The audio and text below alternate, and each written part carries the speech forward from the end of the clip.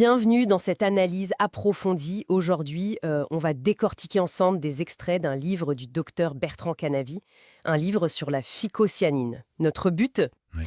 essayer de comprendre ce que ce pigment a de si spécial, ses pouvoirs insoupçonnés, comme il dit. Exactement. On l'appelle souvent l'or bleu, ce pigment qu'on trouve dans la spiruline. Et bon, d'après ces textes, c'est pas juste une couleur. Oui, c'est le seul colorant bleu naturel autorisé en Europe, ce qui est déjà pas mal. C'est vrai, c'est déjà notable en soi. Mais c'est surtout présenté comme un antioxydant, extrêmement puissant, et avec une biodisponibilité parfaite. Ça, c'est clé. Puissant, à quel point? Le livre donne des comparaisons, je crois, pour qu'on se fasse une idée. Ah oui, carrément. Les chiffres sont assez frappants. On parle de 20 fois plus puissant que la vitamine C. 20 fois. Oui. Et 16 fois plus que la vitamine E. Comme antioxydant, j'entends. En gros, il s'attaquerait aux radicaux libres. Ceux qui sont liés au stress oxydatif, au vieillissement. Voilà, c'est ça.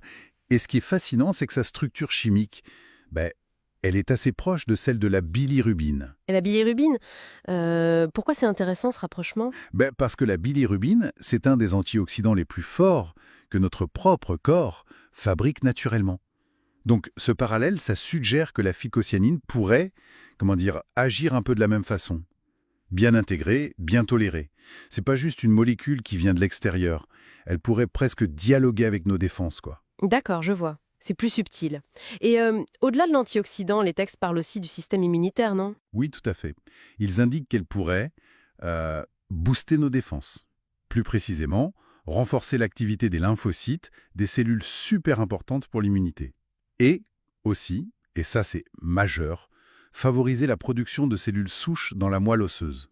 Ah oui, les cellules souches, la source de beaucoup de nos cellules sanguines. Exactement, globules blancs, rouges, plaquettes. Et c'est là qu'intervient la mention de l'EPO.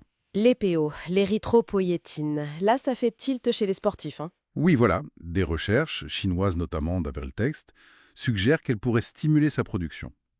L'EPO, pour rappel, c'est l'hormone qui dit au corps « fabrique des globules rouges ». Mais attention, le livre le dit bien, l'influence directe sur l'EPO humaine, ça reste une hypothèse forte. C'est surtout basé sur des études animales. D'accord, donc prudence. Pas de conclusion hâtive pour l'usage humain à ce niveau-là. C'est ça, intéressant. Mais la preuve directe chez l'humain, on l'attend encore. Compris. Alors, si d'un côté ça stimule, de l'autre les textes disent qu'elle peut aussi calmer des choses. L'inflammation, par exemple. Absolument. C'est un autre point fort. Son action anti-inflammatoire. Ça passerait notamment par l'inhibition d'une enzyme, la COX-2. C'est une cible classique des anti-inflammatoires. Oui, on en entend souvent parler. Mais ce qui est souligné ici, c'est que la phycocyanine, elle n'inhiberait pas totalement la COX-2. Contrairement à certains médicaments, les Coxib par exemple. Et ça, c'est mieux de ne pas l'inhiber totalement. Pourquoi? L'idée, c'est que ça pourrait permettre d'éviter certains effets secondaires graves qu'on a vus avec les médicaments qui bloquent tout. C'est plus une modulation, en quelque sorte. Moins brutale. Le texte mentionne aussi qu'elle bloquerait la lipoxygénase, une autre enzyme liée à l'inflammation, par exemple dans l'asthme. D'accord, on est vraiment au niveau des mécanismes cellulaires, là. C'est précis. Le livre va même plus loin, sur un terrain très sensible, le cancer. Qu'est-ce qu'on peut en retenir? Oui, alors là, les extraits citent pas mal d'études. In vitro, donc en labo sur des cellules, et in vivo, sur des organismes vivants. Et ces études suggèrent un potentiel anticancéreux. Plusieurs mécanismes sont décrits. Comme quoi, par exemple? Bloquer la prolifération des cellules cancéreuses, c'est une chose, mais surtout, induire leur mort programmée, l'apoptose, comme on dit. Et ça touche plusieurs types de cancers, d'après ce qui est rapporté, hein. Oui, les études mentionnées concernent des lignées de cellules de cancer du sein, du foie, poumon, côlon et même des leucémies.